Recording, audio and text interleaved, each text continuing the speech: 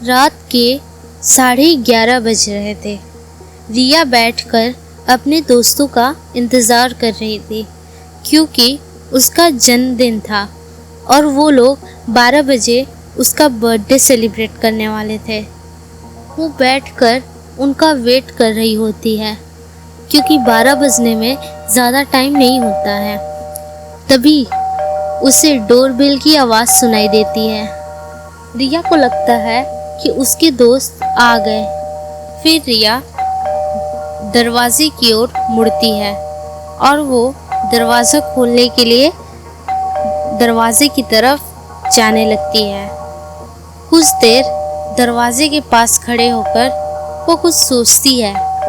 फिर उसके बाद वो दरवाज़ा खोलती है। जब वो दरवाज़ा खोलती है तो वहाँ पर एक लड़की थी। Happy birthday Riya, happy birthday in advance. जिस पर रिया को ताज्जुब होता है। जी आप कौन? मैं आपको नहीं पहचानती।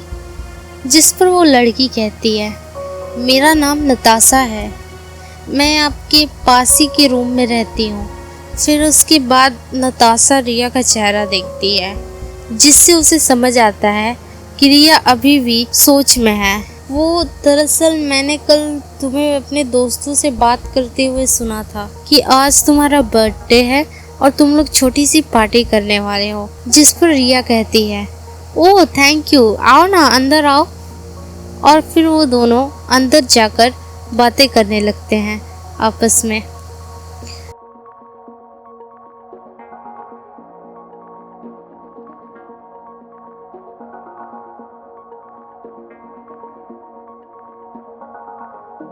रिया नताशा के बारे में पूछती है और वो अपने बारे में बताती है कि वो माँ बाप से दूर यहाँ हॉस्टल में पढ़ने के लिए आई है और आज उसका जन्मदिन है, इसलिए उन्होंने छोटी सी पार्टी रखी थी। नताशा अपने बारे में बताती है कि वो भी यहाँ पर पढ़ने के लिए आई है पर उसका यहाँ पर कोई जान पहचान का दोस्त नहीं है। जिस पर रिया कहती है कि आज से वो उनकी दोस्त हुई। उसके बाद दोनों आपस में बातें करने लगते हैं, एक दूसरे के बारे में जानने लगते हैं और बाकियों का इंतज़ार करने लगते हैं। नताशा रिया से पूछती है, तुम्हें यहाँ रहे कितने साल हो गए? जिस पर रिया जवाब देती है, बस 2 साल हुए हैं। बातों बातों में ही पता चलता है कि नताशा और रिया और उसके दोस्त सेम कॉलेज में पढ़ते हैं। नताशा रिया से कॉलेज के बारे में पूछती है। वो पूछती है, यहाँ तो मैंने सुना है काफ़ी रैगिंग होती है फ्रेशर्स की। जिस पर रिया कहती है, अरे तुम चिंता मत करो, तुम हमारे साथ रहना, तुम्हें कोई कुछ नहीं बोलेगा, हम तुम्हारे साथ हैं। तभी डोरबेल बजती है जिस पर रिया समझ जाती है कि उसके दोस्त आ चुके हैं। रिया दरवाज़ा खोलने के लिए दरवाजे की ओर बढ़ती है और कुछ सोचने के बाद वो थोड़ी देर बाद दरवाज़ा खोलती है तो उसके सामने रोहित और रोहन खड़े थे।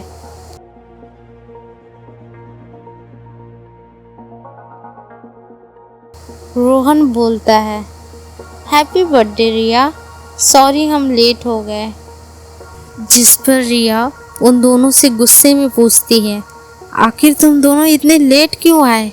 12 तो कब के बज चुके हैं। अरे रिया गुस्सा मत कर, हम तेरे लिए कुछ गिफ्ट लेने गए थे बट इस टाइम कोई दुकान ही नहीं खुली थी, इसलिए हम लेट हो गए। अच्छा ठीक है, चलो अंदर केक काटते हैं और आओ, मैं तुम्हें किसी से मिलवाना चाहती हूँ, हमारी नई दोस्त। जब रिया नताशा को रोहन और रोहित से मिलवाती है तो उन दोनों की आँख फटे के फटे रह जाते हैं।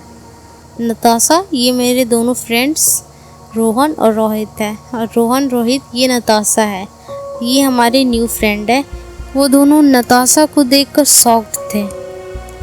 ऐसा लगता था जैसे वो दोनों नताशा को पहले से जानते हों। कुछ देर बाद रिया केक काटने के लिए तैयार रहती है। वो केक काटने के लिए अपने सोफे पर बैठी होती है और उसके चारों तरफ रोहन, रोहित और नताशा खड़े होकर उसके केक काटने का इंतज़ार करते हैं।